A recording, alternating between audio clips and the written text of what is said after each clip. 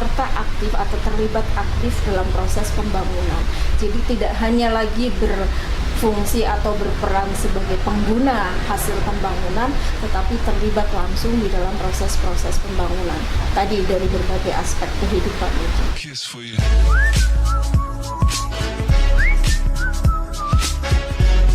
Assalamualaikum warahmatullahi wabarakatuh. Sahabat Anur yang berbahagia, kembali bersama kami dalam acara Ngobrol Hari Sabtu Ngobras. Sudah ada bersama kami salah satu narasumber kita, yaitu Ibu Solihah. Beliau adalah Ketua Fatayat Anur Kota Bekasi. Beliau juga adalah seorang dosen psikologi di UIN Jakarta. Sebelum kita bahas ke Ibu narasumber, bahwa hari ini kita akan mengangkat tema tentang peran perempuan di era milenial. Beberapa pakar mengatakan bahwa paling tidak anak-anak milenial ini mereka paling tidak menyangkut 3 karakter. Pertama, konektif. Mereka adalah anak-anak yang melek terhadap teknologi dan menguasai media sosial. Yang kedua adalah kreatif. Mereka cenderung kreatif, menciptakan karya-karya baru. Dan yang ketiga adalah confident. Mereka percaya diri. Bu Solihah, apa kabar Bu? Alhamdulillah baik. Ya, terkait bicara tentang milenial, bagaimana peran perempuan Bu di era milenial ini? Konkretnya seperti apa? Baik, milenial ini bahasa yang sudah sangat populer. Yeah. Kalau kita lihat milenial ini atau generasi milenial berarti yang sekarang masa produktif di sini. Tadi Mas Maulana ya menyatakan bahwa ada 3 kriteria atau karakteristik dari anak milenial. Ada connected, kemudian percaya diri, satu lagi adalah kreatif. Tentu kalau kita mau kaitkan dengan karakteristik itu, maka peran-peran perempuan juga tidak terlepas dari 3 hal itu. Artinya bahwa perempuan harus mampu mengembangkan ketiga aspek itu. Yang pertama adalah connected. Connected berarti dia sangat familiar dengan hal-hal yang berbau teknologi, digital dan sebagainya. Maka sebagai perempuan juga tidak boleh lepas atau tidak harus selalu mengikuti hal-hal yang berkaitan dengan itu. Contohnya misalnya gini, anak-anak itu gadget dan sebagainya itu kan tidak pernah lepas dari mereka, dari anak-anak remaja, kemudian anak-anak dan sebagainya. Orang tua atau perempuan dalam konteks ini, perempuan juga harus menguasai itu, harus mengikuti perkembangan-perkembangan zaman yang berkaitan itu.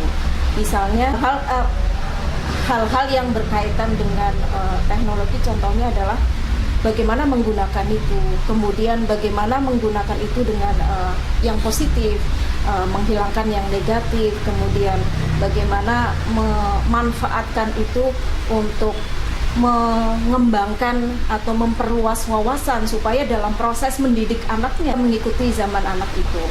Kenapa? Karena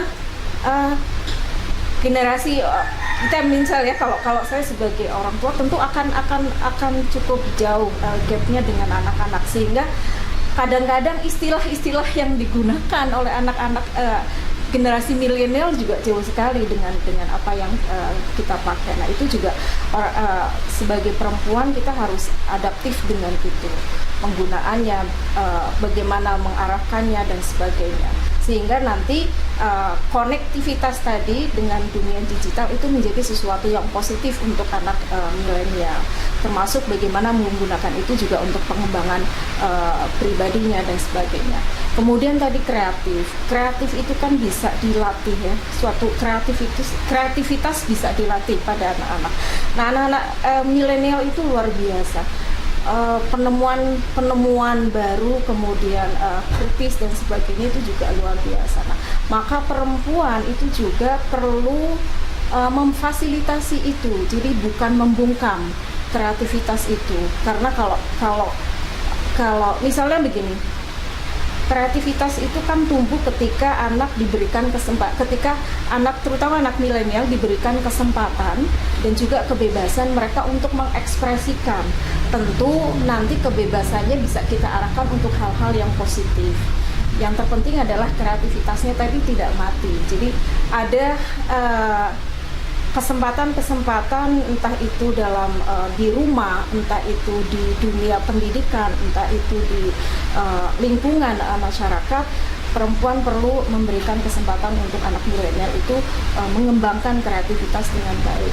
Contohnya adalah misalnya gini, kalau di lingkungan masyarakat kita anak-anak milenial itu biasanya kreatif mengembangkan seni misalnya, maka kita bisa memfasilitasi itu. Olahraga misalnya. Atau sekarang anak-anak milenial ini kan kreatifnya luar biasa. Contohnya adalah mereka menemukan banyak yang sudah berprestasi ya, entah itu dalam dunia ekonomi, entah itu dalam dunia pendidikan dan sebagainya. Kemudian yang ketiga adalah tadi percaya diri. Nah, percaya diri ini kadang-kadang sangat penting untuk anak bisa mengembangkan diri juga. Saya kira perempuan perlu dalam konteks ini perempuan baik tadi di rumah maupun di masyarakat tentu bisa memberikan kesempatan pada anak untuk mengekspresikan diri, untuk ada kaitannya dengan kreativitas tadi. Dengan dia kreatif maka dia akan muncul kepercayaan dirinya, dan kepercayaan dirinya itu nanti akan bisa mengembangkan dia lebih luas lagi, bisa tidak hanya pada regional tapi mungkin bisa sampai pada tingkat internasional. Bu Maria, terkait aspek-aspek yang digandrungi oleh anak-anak milenial, tentu kita bisa melihat ada aspek sosial ekonomi, ada aspek pendidikan, aspek politik. Sejauh ini Bu, peran perempuan mereka lebih cenderung kemana? Kan suka ada, kita lihat di partai politik kecenderungan perempuan berada di sana masih jauh dengan laki-laki. Ada juga sosial ekonomi, ada pendidikan. Saat ini kira-kira perempuan itu lebih cenderung kemana peran mereka di aspek ini?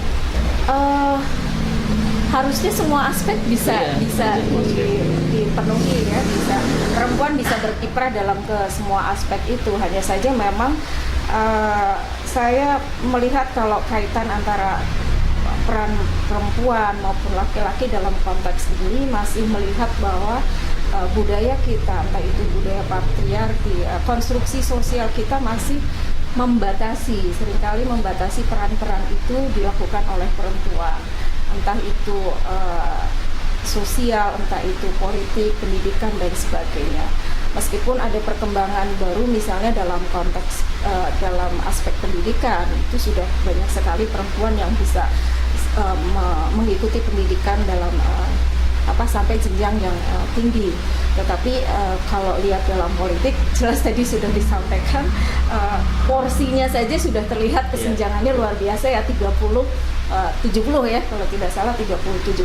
Itu pun saya perhatikan 30-nya kadang-kadang memaksakan gitu. Apakah harus terpenuhi? Kata harus ini kadang-kadang juga menimbulkan efek negatifnya adalah efek negatif. Misalnya gini, karena ada kata harus 30%, maka kemudian siapapun bisa masuk tanpa dilihat kualitasnya. Itu yang sering terjadi. Nah, peran yang paling banyak muncul mungkin adalah pada aspek sosial, mungkin lebih banyak. Peran-peran itu bisa dikembangkan di dalam masyarakat, entah itu dalam bentuk paguyuban, kemudian majelis taklim, kemudian hal-hal yang lain. Saya kira cukup besar dalam pendidikan, entah itu pendidikan di formal, informal juga saya kira cukup besar. Terakhir Bu Solia, kira-kira pesan yang bisa disampaikan untuk para perempuan, mereka kan bisa mengisi berbagai macam peran di di tahun-tahun mendatang. Pesan dari Ibu untuk para perempuan, kira-kira mereka harus bagaimana menjalankan keadaan atau gen mereka yang disebut dengan gen milenial, sehingga ke depan mereka benar-benar survive lah, berada di jalur yang benar dan mereka bisa membawa dirinya untuk lebih maju. Iya, perempuan sekarang harus lebih progresif dalam konteks harus lebih maju, lebih kuat, memberdayakan potensi-potensi yang ada di dalam dirinya untuk mengembangkan atau sebagai peserta aktif atau terlibat aktif dalam proses pembangunan. Jadi tidak hanya lagi berfungsi atau berperan sebagai pengguna hasil pembangunan, tetapi terlibat langsung di dalam proses-proses pembangunan tadi dari berbagai aspek kehidupan itu. Saya kira bisa terlibat semuanya dan harus progresif. Terima kasih Bu Solia, menarik sekali apa yang disampaikan oleh Ibu Solia. Kalau mengingat waktu, sahabat Andri yang berbahagia, kita cukupkan pertemuan hari ini. Kita akan bertemu lagi dengan tema yang lebih menarik pada acara selanjutnya. Terima kasih. Assalamualaikum warahmatullahi wabarakatuh. Waalaikumsalam warahmatullahi wabarakatuh.